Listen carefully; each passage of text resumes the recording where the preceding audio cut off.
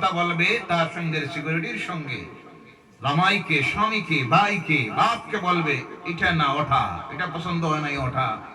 দাম জিজ্ঞাসা করবে স্বামী, লেনদেন করবে স্বামী, এর একটা কথা বলা তার জন্য জায়েজ নয়, কিন্তু চলে এটা। জি, বেহায়া নির্লজ্জ হয়, তুমি তো আমার থেকে বেশি শিয়ান, তুমি তার দাম করো, আমি তো খালি নিলেও কটকি যাই। জি, নাউযুবিল্লাহি মিন যালিক। এইভাবে পুরুষ হয়ে স্বামী হইয়া মরা বাসার চাইতে মরাওয়ালা, কথা ঠিক কি না?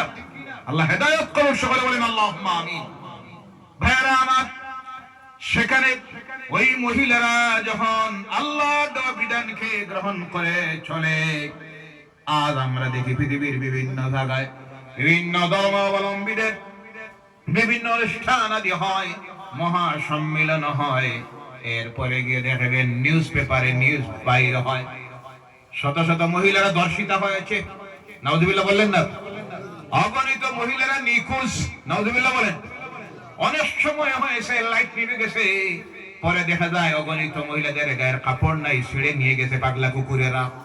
নাউযুবিল্লাহ বলেন। কিন্তু ইসলাম কি ধর্ম? লক্ষ লক্ষ মহিলারা পুরুষেরা একই সঙ্গে আল্লাহর ঘর তওয়াফ করতেছে, মিনার ময়দানে যায়, মুজদালিফার ময়দানে রাত খোলা আকাশের নিচে দুধুর বালুকা রাশিতে শুয়ে আছে। আল্লাহর কসম করে বলি, একজন মহিলা দর্শনের শিকার হয় না। সুবহানাল্লাহ। কারণ একদিকে এখানে দিকে যারা উপস্থিত হয়েছে তাদের অন্তরে আছে কার ভয়? জোরে বলেন কার? আল্লাহর ভয়। আর মহিলারা যারা, এদের প্রত্যেকের গায়ে আছে আল্লাহর দেওয়া বিধান, হিজাব। হিজাব, এই হিজাবই তাদের নিরাপত্তা দিয়েছে। আর তাদের সঙ্গে আছেন তাদের সিকিউরিটি গার্ড, কারোর সঙ্গে আছে বাপ, কারোর সঙ্গে ভাই, কারোর সঙ্গে স্বামী।